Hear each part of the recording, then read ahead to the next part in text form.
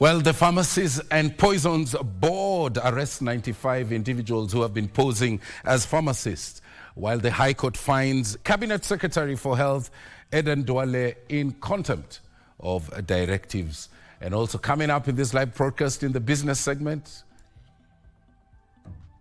the youth are being encouraged to enroll for maritime courses. Why? Because opportunities in the maritime and blue economy value chain is opening up. That coming up in business. But in the meantime, in sports, the Kenya Pipeline women's volleyball team crowned champions of the annual Genocide Memorial Volleyball Tournament. All that coming up. But first, let's take a look at the executive summary of our lead stories tonight.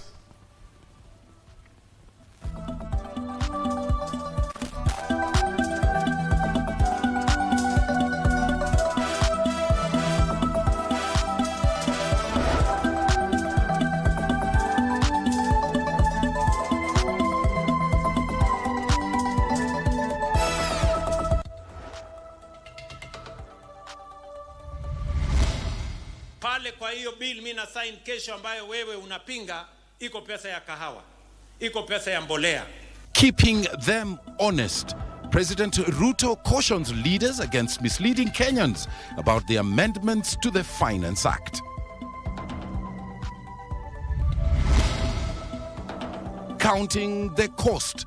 Lawmakers call for compensation of traders whose business were destroyed in the Gikomba fire.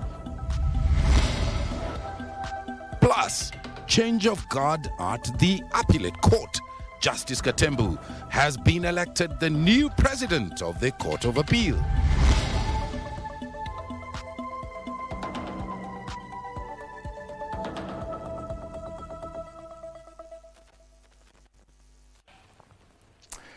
Our sign language interpreter is Anu Wangeshi. Our socials at KBC. Speak to us. Let us know what your thoughts are on some of the stories that we have covered for you. I am Mboya. My colleague Muchuma Odem is away.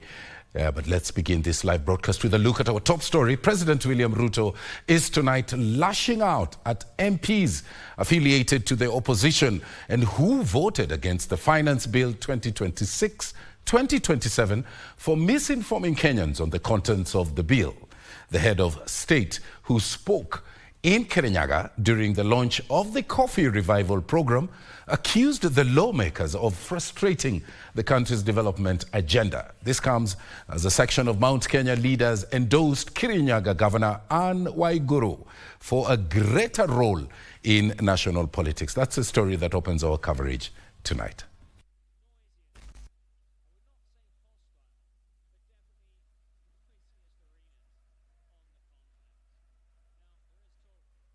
We will be getting you that story a little later on, but let's move on to another report where President Ruto has directed coffee buyers to pay farmers within 5 days of delivering their produce.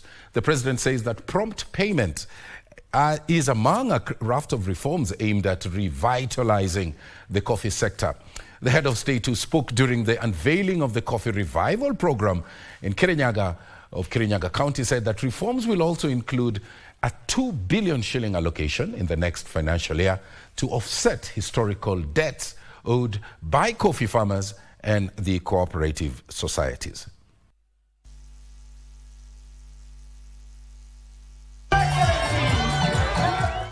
On his return to the mountain, President William Ruto on Monday landed in the Kirinyaga area of Kirinyaga County with a basket of goodies for coffee farmers across the country. In the Finance Bill of 2026, set to be assented to law on Tuesday, the head of state said the government will secure 2 billion shillings to settle part of the historical debts owed by local coffee cooperative societies and farmers to financial institutions and the government. Tumelipa katika budget ambayo imeisha shilingi bilioni 2. Tumeweka kwa budget hii shilingi bilioni 2. Na nitamalizia mwaka ujao niweke pesa ambayo itakamilisha madeni yetu yote ya wanakahawa wote katika taifa letu la Kenya. Additionally, coffee growing counties will receive a total of 2 billion shillings, out of which 1 billion shillings will go to the renovation and facelifting of coffee factories, while the remaining 1 billion shillings will facilitate the distribution of more than 20 million coffee seedlings to farmers across the country to boost production. Tutatoa mashine za kisasa na kuboresha ukaushaji na uhifadhi wa kahawa ili tuwezeshe kahawa yetu kuuza kwa bei bora zaidi katika masoko ya kimataifa, yani premium coffee. 2022 kahawa ilikuwa shilingi 50, shilingi 55. Leo ni shilingi 110, 120, 130, 140, 150. Hata kaunti zingine zimeanza kupata 160. In a raft of reforms aimed at improving returns to growers, President William Ruto also directed that coffee farmers be paid within 5 days of delivering their produce, addressing one of the sector's long-standing grievances. Na mauzo yao itakuwa kamili. Hakutakuwa tena na kusubiri mawiki, miezi, miaka.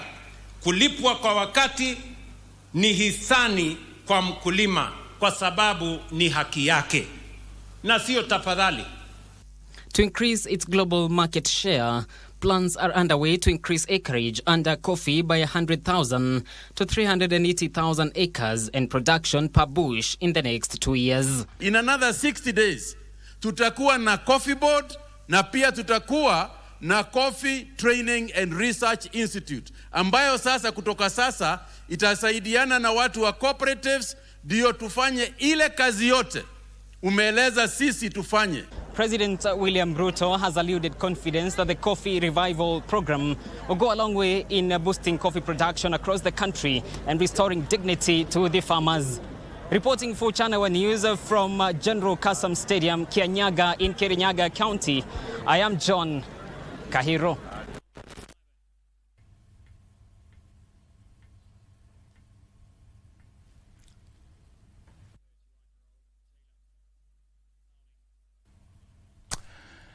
Now, Justice Gatembu Cairo has been elected the new president of a court of appeal.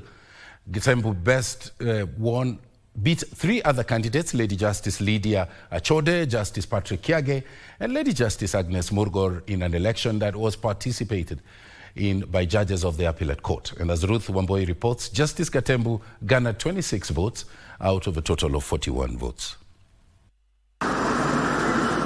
Justice Gatembu Cairo will replace Daniel Musinga, whose term expired on May 24, 2026.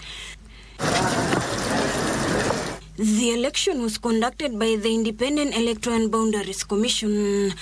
The president of the Court of Appeal in Kenya is the head of the country's second highest court. Elected by fellow appellate judges for a single non-renewable 5-year term, the president is tasked with the judicial and administrative leadership of the court. Upon taking office, Justice Cairo will, among other responsibilities, assign cases and constitute ordinary and extraordinary benches to hear appeals and represent the appellate court in the Judicial Service Commission.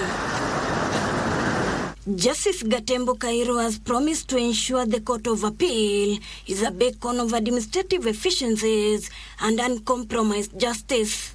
Ruth Mboya for Prime Edition. The Pharmacy and Poisons Board, PPB, has arrested 95 individuals posing as pharmacists and closed 45 unlicensed pharmaceutical operations within the capital, Nairobi, and neighboring Kajiado County. The board says that the move is aimed at protecting Kenyans from unsafe medicines and unqualified practitioners.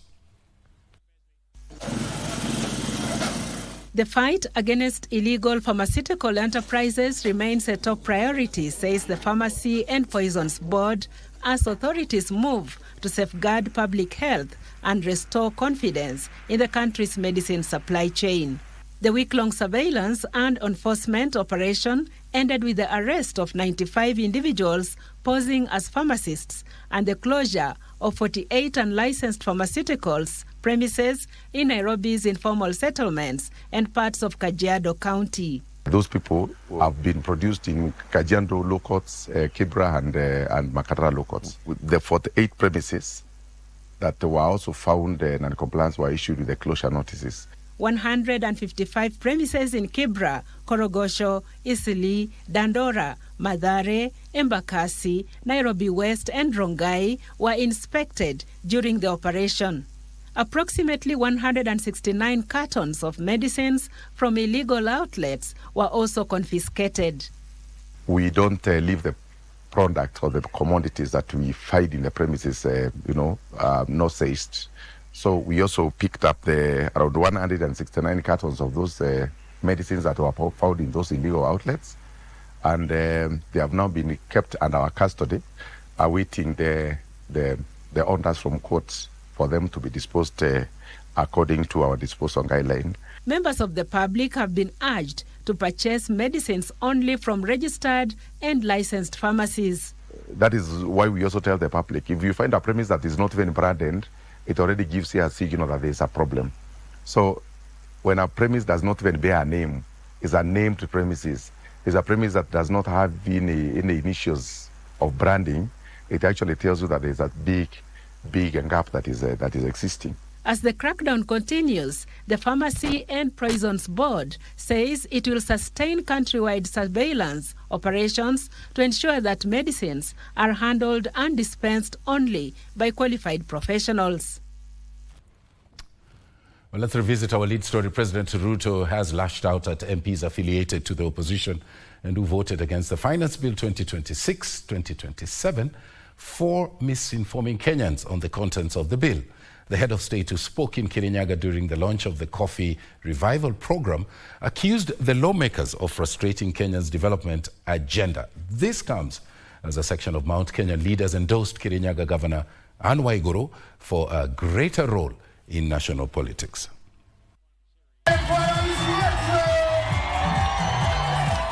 Moments after unveiling a raft of reforms for the coffee sector, President William Ruto shifted attention to politics, launching a scathing attack on the opposition leaders, describing them as saboteurs of Kenya's development track. Kuna wabunge wanapinga ati hiyo mswada. Sasa wewe umetumwa na hawa wananchi wa kahawa, uende bunge usimamie mambo yao pale. Kwa hiyo bill mimi na sign kesho, ambayo wewe unapinga, iko pesa ya kahawa, iko pesa ya mbolea, iko pesa ya kusaidia wananchi wako, na wewe umeenda kuambiwa story na watu ambao hawajui nini inaendelea, wanakuambia ati uende upinge. Hiyo ni kukosa akili ama ni kuwa na akili?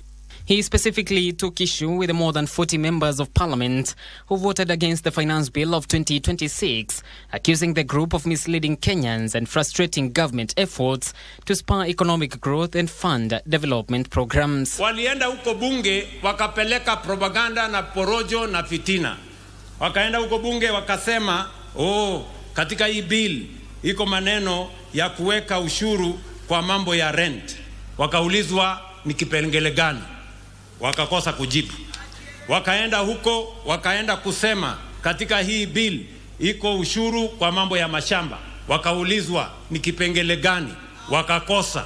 And in what appeared to be an early show of political positioning in the Mount Kenya region's political landscape, a section of leaders accompanying the president endorsed Kirinyaga Governor Anne Waiguru for a bigger role in national politics. Nilisikia rumors kwamba iko siku huyu anaweza kuwa president. Sasa nikasema after 2032 huko mbele huko, baada ya Kindiki, mheshimiwa Kindiki, nikasikia anaweza kuwa president. Nikasema sasa wacha pia mimi nikaribie hapo. And as the clock ticks to the 2027 general polls, the move and a string of other such endorsements are now fueling speculation over future political alignments and the composition of President Ruto's 2027 campaign team. Sasa niwaulize nyinyi watu wa Kirinyaga, mukipima hiyo watu, kuna mtu saizi yangu kwa hiyo watu? Mtu ambaye hana maono, hana sera, hana mpango, hana agenda. Ati ile kazi kubwa akili yake inafika ni kuniita Kasongo na kusema one term na kusema must go. Sasa hiyo ni mtu ambaye atashindana na kweli na mimi? John Kahiro for Prime Edition. Meanwhile, a section of members of parliament from Nairobi County now want the Nairobi City County government to compensate victims of the Gikomba fire that gutted businesses on Saturday night. led by Embakasi North Member of Parliament James Gakuya. The lawmakers questioned the capacity of the country's disaster management team since the fire was only a short distance from the fire station.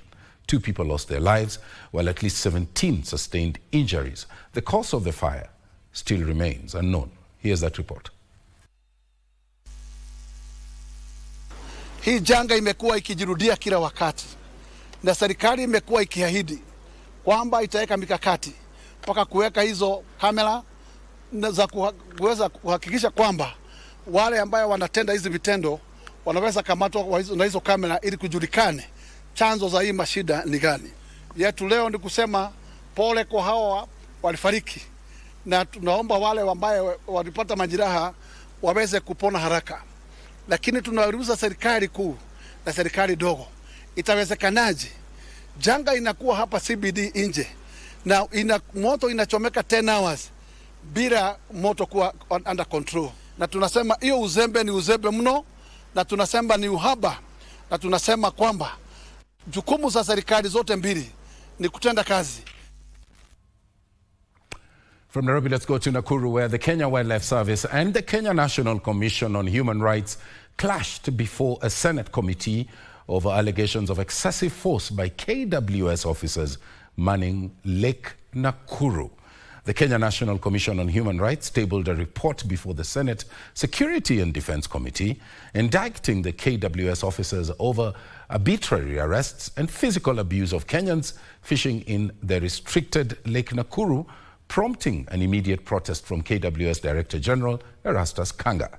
As our parliamentary reporter Gishuki Washira reports, the Senate committee now wants a retest of Lake Nakuru to ascertain whether it is safe for human consumption.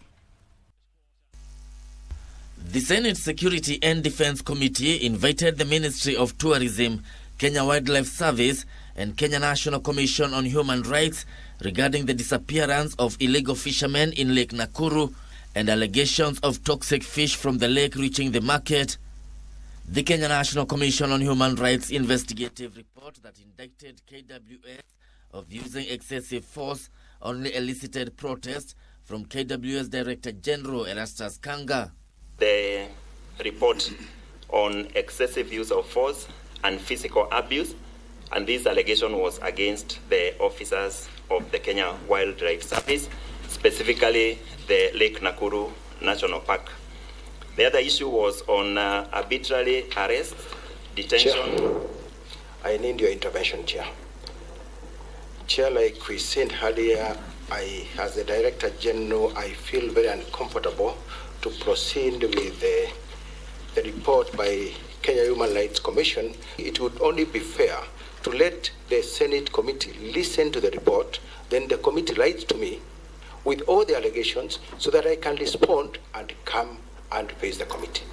Currently, fishing is banned in Lake Nakuru since the fish is unfit for consumption.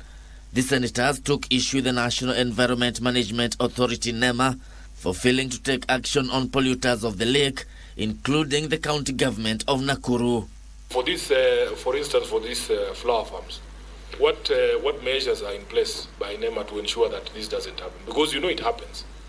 But when I was listening to you, said all of them are compliant. Initially, we can issue them with an improvement order so that they can improve on the operations. If they can't do that, then we give them a restoration order to either cease the operations, and we take the managers of these facilities to court. The Senate committee has now ordered a resampling and retesting of the fish to confirm their suitability for human consumption. Further, they have summoned Nakuru County Governor Susan Kihika and Interior Cabinet Secretary Kipchumba Murkomen next month regarding the fishermen's disappearances.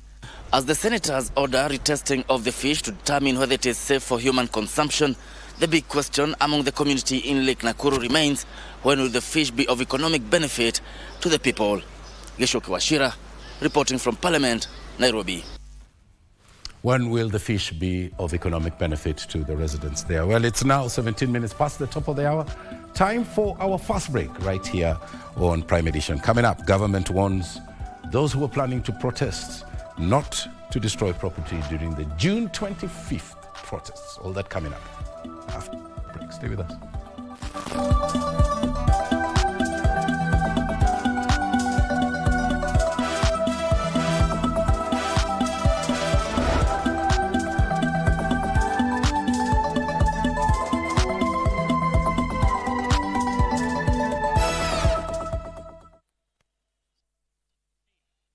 Wakenya, ni wakati mwingine wa kuhakikisha kuwa umefile KRA returns. Je, uko rada una challenge yoyote? Usiwe na shaka. KRA wakishirikiana na KBC Channel 1 wanakuja hapo ulipo kusaidia kufile returns na kulipia ushuru wako. Jiunge na msafara wa KRA Roadshow, uwe fiti mambo ya returns. Tarehe 23 mwezi Juni, msafara wa KRA utatua katika kaunti ya Kakamega. Shughuli zetu zitaanzia Kakamega CBD, tupenye hadi ya Malemba Market, kisha tremke hadi Sheyo Stage, tuingie Lurambi Stage, Mumias Town Center, Butere Market, Haega Junction, Malava Town, Navaholo Market, Lugari Town, kisha tumalizie Matunda Market. Tarehe 30 Juni iko mlangoni. Usingoje hadi dakika za mwisho. File KRA returns mapema. Ishi bila stress. Jijue, jibeta. KRA, tulipe ushuru, tujitegemee.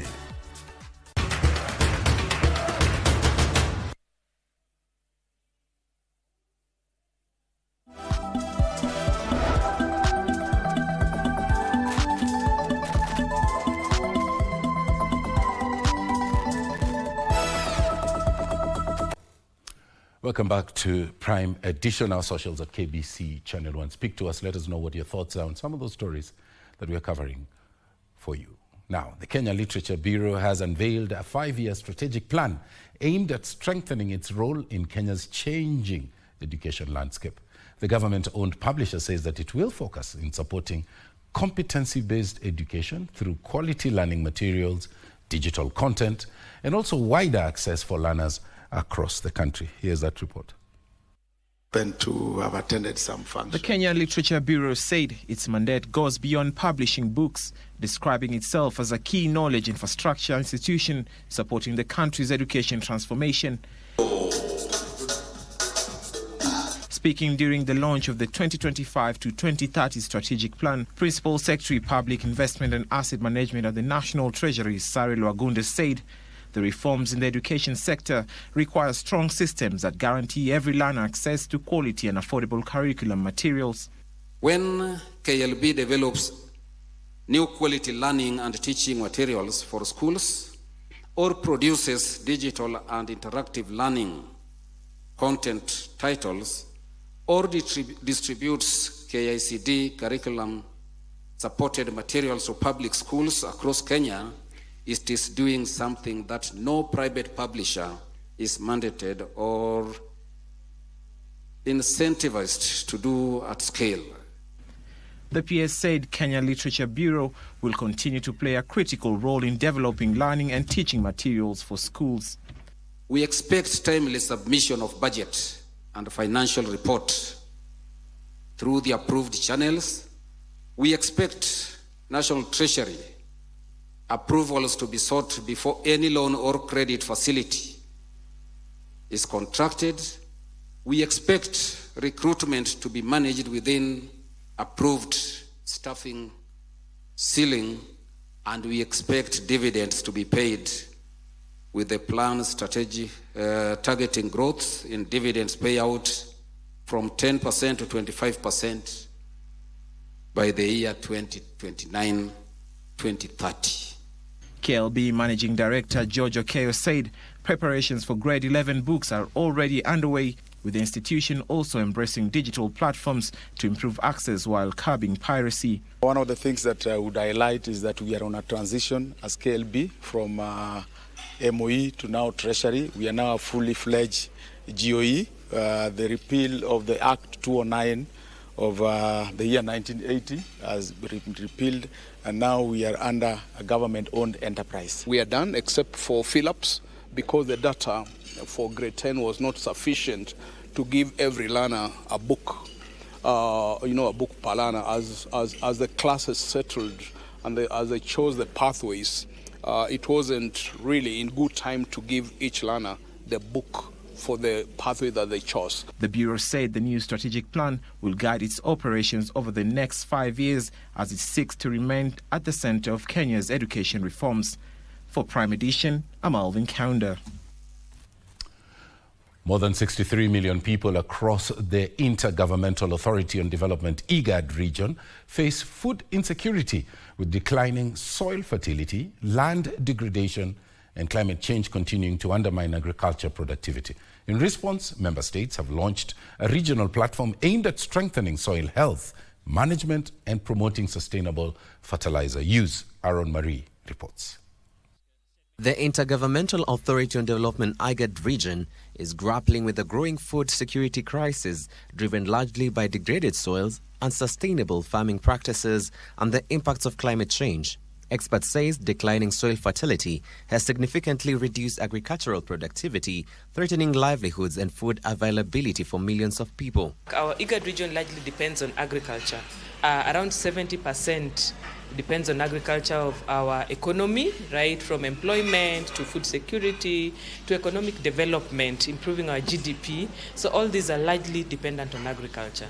Now, without soils, there is no agriculture. We need the soil because it is the bedrock. To address the challenge, the IGAD, through the Food System Resilience Program, supported by the World Bank, has operationalized the IGAD Soil Health and Fertilizer Hub. As IGAD Secretariat, we reaffirm our dedication to supporting member states in enhancing soil fertility management, promoting sustainable and efficient fertilizer use, strengthening data knowledge sharing and innovation systems, and facilitating policy harmonization. We are looking at inaugurating the steering committee and the technical committee of the IGAD Soil Hub, and then we are looking at also reviewing and discussing the draft terms of references for the technical committee and the steering committee.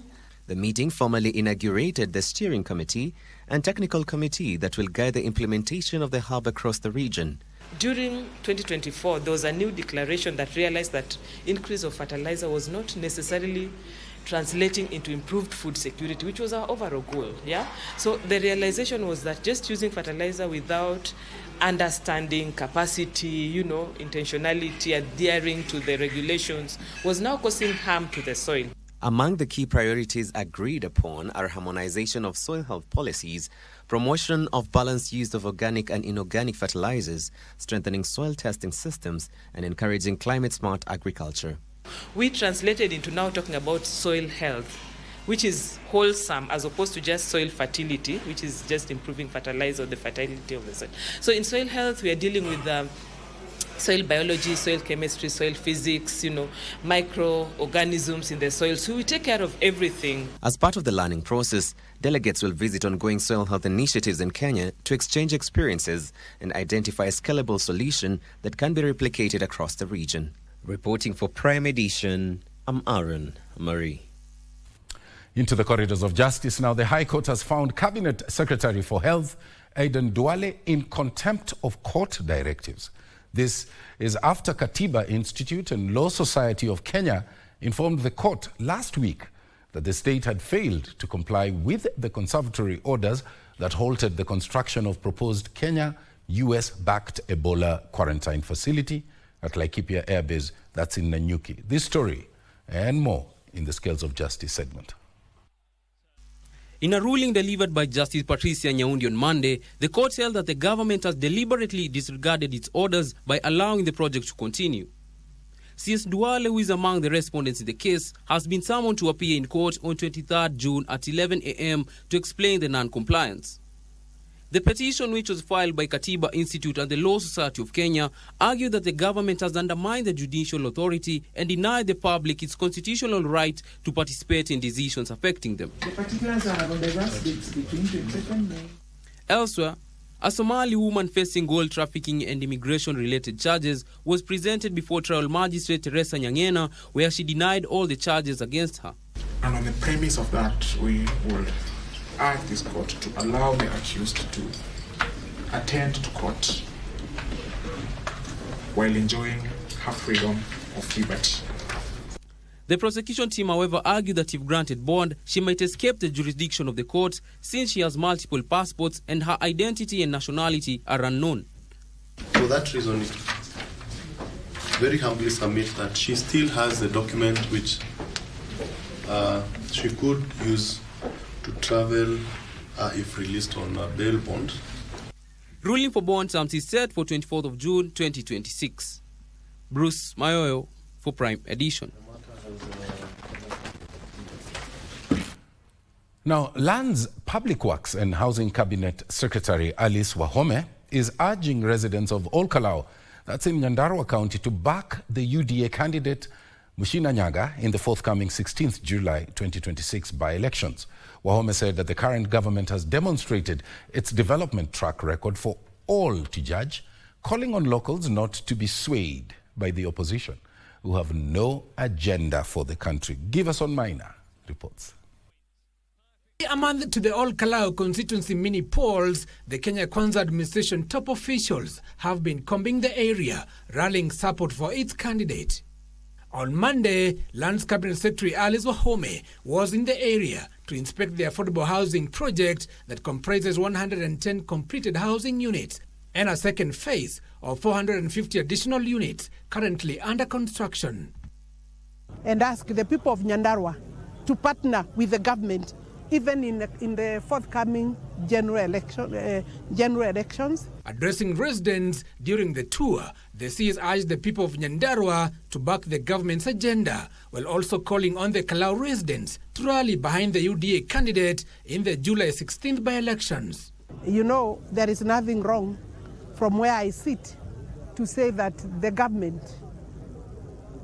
through the party leader, the Kenya Kwanza, by virtue of their candidate, UDA candidate, have a candidate here, and therefore I would want to urge the people of Nyandarua to partner with the government in the coming by-elections. The sea is also touring a site earmarked for the establishment of Nyandarua University, which is expected to be commissioned by President William Ruto. Have gone to State House, have come to my office because of the land question, have gone to State House so that the Ministry of Education can put their documentation together, which they have now, and the university will be, the laying of the foundation will be done by His Excellency, the President. Wahome also inspected the ongoing construction of 560 student capacity hostels at Olkalau Vocational Training College being developed under the housing program, while also commissioning the Mirangine Modern Market. Give us Maina, Prime Edition. Now, the government and faith-based organizations have called for stronger partnerships to help, vulnerable communities cope with the growing effects of climate change, warning that recurring drought, floods, and environmental degradation continue to threaten livelihoods right across the country. Speakers called for a shift from climate change discussions to practical action, urging stakeholders to invest in environmental conservation, to improve waste management, and also to support vulnerable communities that are facing climate challenges. Here now is that report. During a climate resilience and social protection forum organized by Green Faith Africa, experts noted that the effects of climate shocks such as floods and droughts continue to be felt by families, with children among the most vulnerable. The climate shocks affect vulnerable communities time and time again. First responders when these things happen, droughts, flood, everything else, are faith leaders. And yet they are very ill prepared and not even financed. And they are also not included in these spaces when the strategies are being drawn, when decisions are being made.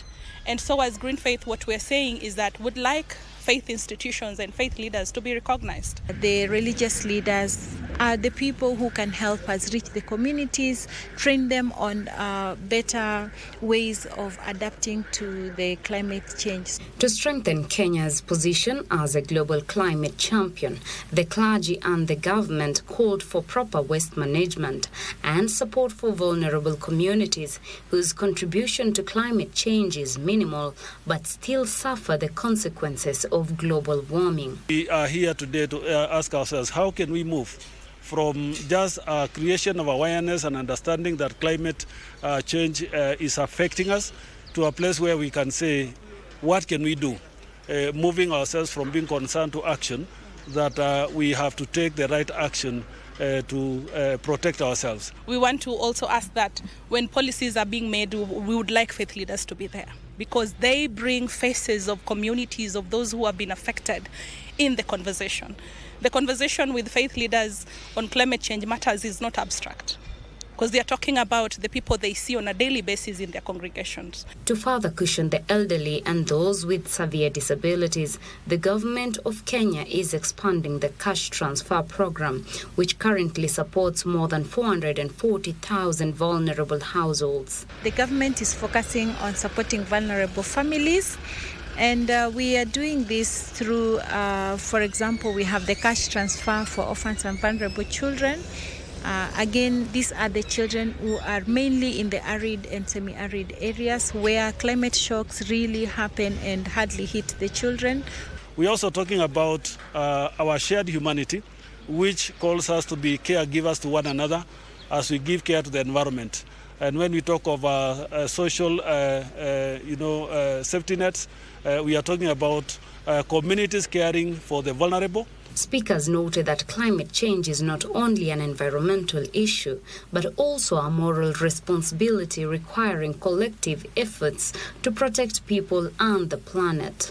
Environmentalists say involving the faith-based community is key in combating climate change. For KBC Channel 1, I am Teresa Mutai.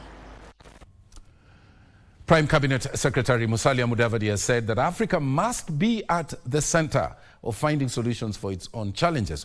Mudavadi, who graced Africa Day 2026, said that the day is a symbol of solidarity, resilience, and also a shared vision for prosperity across the continent of Africa. These and more in our county news roundup. Speaking at the Africa Day 2026 celebrations, marking the 63rd anniversary of the Organization of African Unity, Mudavadi emphasized the importance of the day, saying it reflects Africa's rich diversity while reinforcing the collective commitment to peace, cultural exchange, and sustainable development. Africa Day serves as a constant reminder where we have come from as a continent, who we are as a people, the strength of our unity in the rich diversity, and our collective responsibility. Elsewhere in Mombasa, more than 7,000 members of the Kenya Secondary School Heads Association have convened for their 4-day annual conference amid growing concern over increasing cases of student unrest in schools. This conference will generate valuable insights and practical recommendations that will strengthen the delivery of competency-based education and enhance learning outcomes across the country. Meanwhile, Sports Cabinet Secretary Salim Vuria has assured Bungoma residents that Masinde Muliro Stadium will be complete by October as the country prepares to host the African Nations Championship. Mheshimiwa Rais wa Jamhuri ya Kenya ameagiza tujenge stadium zingine 30 ndani ya Kenya ili kuhakikisha hapa mkoa wa Magharibi, Masinde Muliro, pale Bukungu, kule Busia, iwe hizo zote ziko na viwanja ya kisasa. Separately, at a workshop organized by the World Wildlife Fund, residents of Bomet County have been urged to conserve the environment as they undertake their agricultural practices. We face many challenges such as climate change, such as biodiversity loss, and agroecology is an approach that provides solutions, which also contribute to food systems that are economically viable.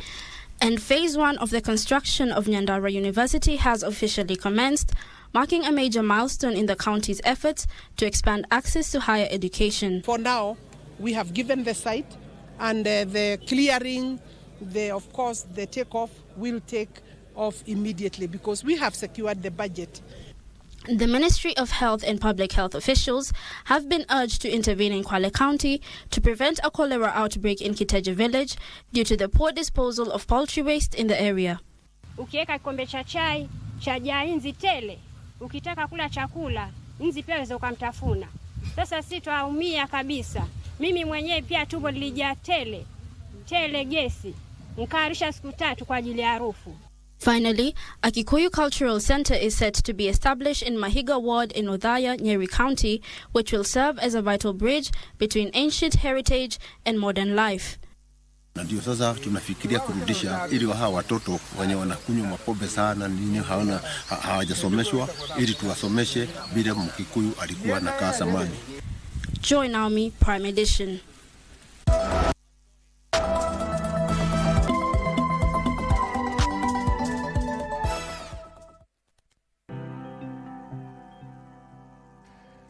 Well, it's now time for the day's business, and Trevor is on set. Trevor. Thank you so much, Uncle Tom, right? Thank you so much for that. My name is Trevor, and it's now time for business. We hope and trust that you've had a wonderful day. We begin with tourism, and the new Tourism Principal Secretary, Professor Julius Bitok, says that Kenya is targeting 10 million tourist arrivals in the coming years that will be supported by a review of the electronic travel authentication system to attract more airlines and maintaining visa-free entry for visitors across Africa. Take a look.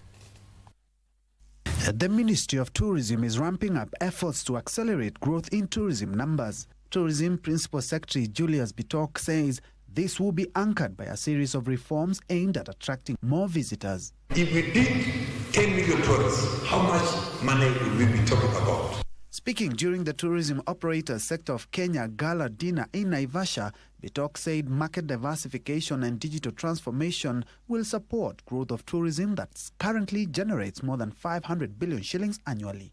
What would be the impact on this economy?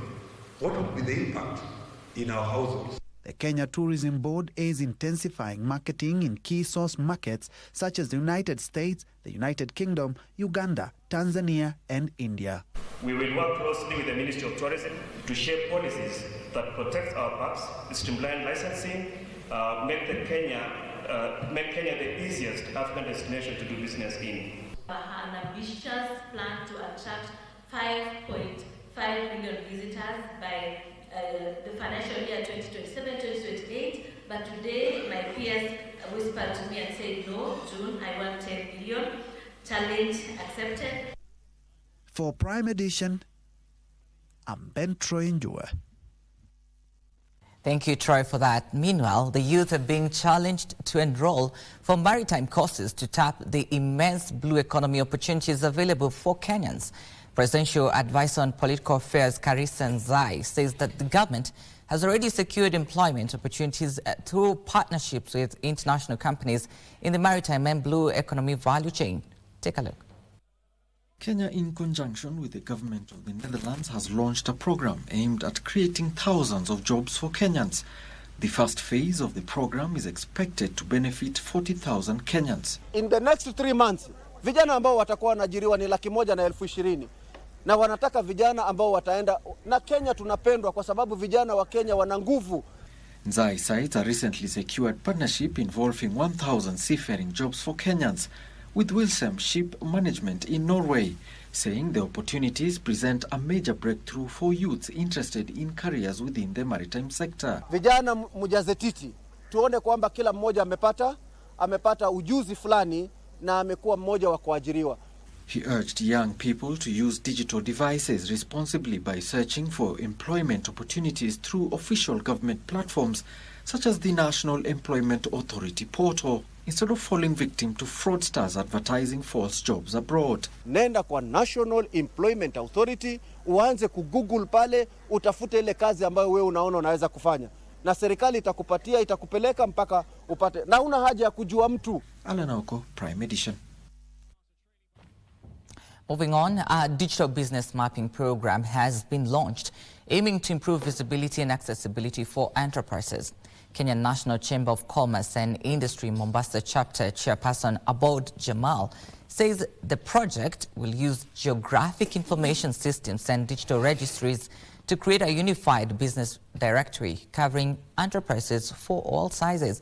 Jamal says the project will improve market access, support investment decisions, and strengthen data-driven planning. We are building an economic infrastructure that is future-proof. Reliable business data supports smarter planning, better investment decisions, improved access to financing, and of course, stronger economic policies. When businesses become visible, economies become stronger. When entrepreneurs become discoverable, opportunities can multiply. And when businesses grow, communities prosper. Moving across board, and crude oil prices were mixed in Asian trading as easing tensions between Iran and Israel reduced concerns over potential disruptions to global energy supplies. Brent crude oil fell 1.07% to $79.71 per barrel. Here are the details of this and other stories making headlines across the globe. There has been cautious trading of crude oil and shifting risk sentiment. The moves follow an announcement by Iran's military joint command that it would halt offensive operations against Israel after an exchange of retaliatory strikes earlier in the day. Diplomatic discussions between the United States and Iran continued in Lausanne, Switzerland, adding to expectations of a possible de-escalation in the conflict. The easing tensions reduced the geopolitical risk premium that had supported prices, though markets remain cautious over the durability of the truce and the security of key shipping routes such as the Strait of Hormuz. Meanwhile, Goldman Sachs has cut its year-end gold price focus to $4,900 per ounce from $5,400, citing expectations that the U.S. Federal Reserve will not deliver an interest rate cut this year. The investment bank says it now sees the Fed's next rate cut pushed back to 2027, a shift it expects to curb inflows into gold-backed exchange-traded funds.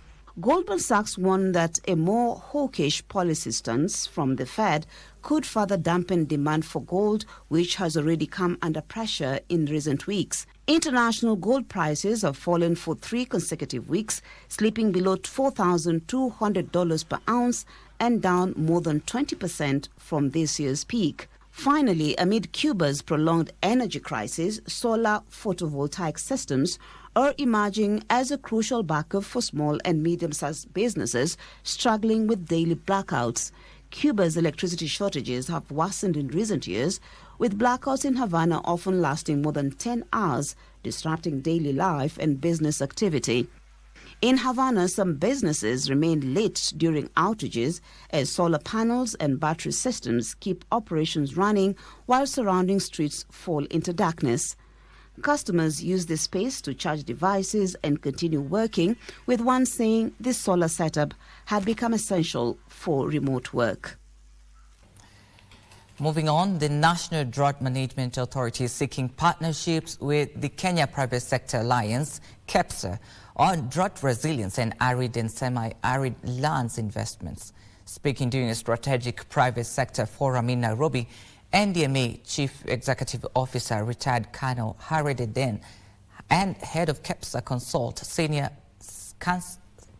Circular Economy and Climate Change Coordinator, Dr. Jackson Koimbori, said the conversation is shifting from responding to droughts to investing in resilience to build stronger communities.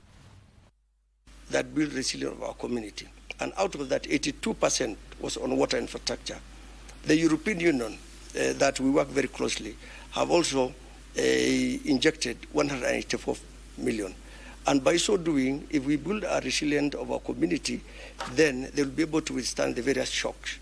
Remember, if you address the issue of water, you address 99% of the problem of arid and semi-arid. We have countries where it never rains for 4 years, 6 years, but you never hear drought. So, and the government has focused now on the issue of water infrastructure to be able to address the issue of drought. The private sector, we have seen it right that we pump in money where it's needed at. because we have been doing business, obviously, and now we want to do business not as usual in terms of how do we give back to the community. And climate change is a big issue. And with those communities being affected by the issues of drought, then it means that some of these products that we get from these counties will not be possible for us to do business in.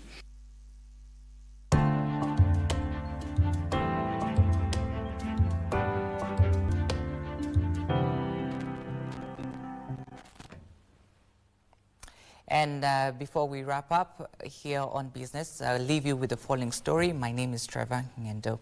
First, we go to the UK, where hours after British Prime Minister Keir Starmer resigned from his position as the leader of the ruling party, Andy Burnham, who is a newly sworn-in Member of Parliament for Macclesfield, has confirmed his will to stand to replace him. Former Health Secretary Wes Streeting says he'll back Burnham's bid to become Labour leader and Prime Minister. Streeting, who quit Starmer's government last month, had previously said he would stand in any leadership race. Take a look. Burnham reacted to Keir Starmer's resignation and confirmed that he will try to replace him as a Prime Minister. In a post he wrote on social media, and he says, "Keir has given huge service to our country, and I want to thank him for his leadership and dedication during such a challenging period." End of quote. Keir Starmer has been under mounting pressure to resign for weeks following a disastrous round of local elections for his party in early May. But his decision came after a political rival from within Labour, former Manchester Mayor Andy Burnham, made it clear that he will challenge the Prime Minister for his job. Starmer had vowed to stay in his post, but his position became untenable as more and more Labour Party colleagues concluded his time was up. The timetable for his departure sped up after Burnham left his role as mayor and then won a seat last week as a Member of Parliament for his local constituency. A necessary move, as Prime Ministers have long been chosen from among sitting members of the House of Commons. It marks the end of a tumultuous reign for Starmer, less than 2 years after his Labour Party was swept to power in a resounding national election victory. I have spoken to His Majesty the King this morning to inform him of my decision. I will ask the National Executive Committee of the Labour Party to set out a timetable with nominations opening on the 9th of July and completed by the summer recess. Starmer says he will remain in his post until Labour chooses a new leader by September. Michael Mondiga for Prime Edition.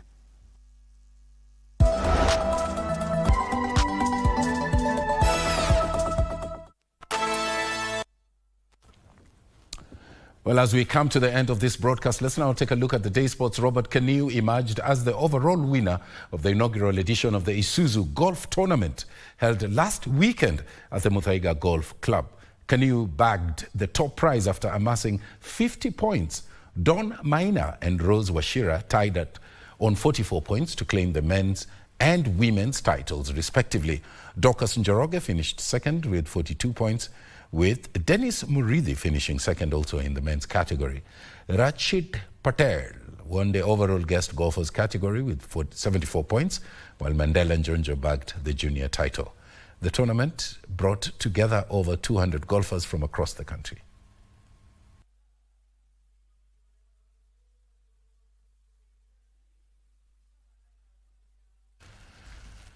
Mackenzie Football Club and Katine Starlets are the champions of the Captain Irene Ndanu Soccer Tournament Matungulu edition after emerging victorious in the finals played at Mackenzie Grounds in Matungulu, Machakos County.